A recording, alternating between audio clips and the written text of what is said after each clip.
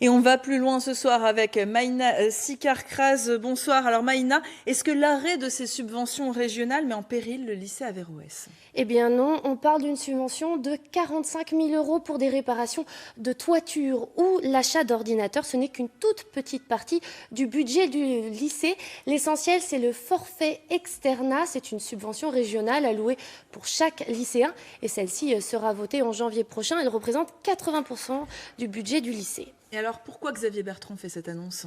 Alors, vous l'avez vu, à la suite de la polémique de 2015, le rectorat avait demandé une inspection au sein du lycée, une inspection que Xavier Bertrand demande à lire et à voir depuis 2017. Sans réponse, il a donc gelé les subventions, mais le recteur d'académie me disait tout à l'heure qu'il allait l'envoyer rapidement à Xavier Bertrand. Et puis Xavier Bertrand avance un deuxième argument.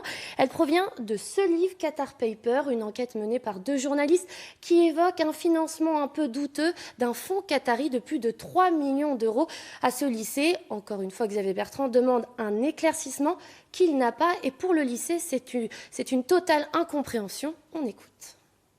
Certes, le lycée Averroès a reçu, ça remonte en 2014, un petit 1 million d'euros pour l'achat de ce local, les bâtiments actuels du lycée Averroès, qui nous a coûté 4 millions d'euros.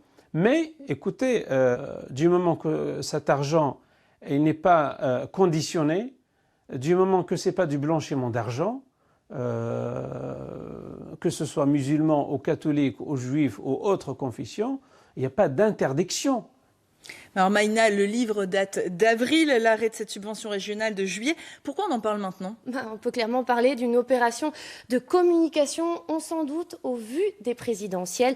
Xavier Bertrand se positionne clairement sur ce débat de la laïcité au moment où le président Emmanuel Macron, lui aussi, durcit le discours juste après les attentats de la préfecture de Paris. Merci Maïna pour toutes ces précisions.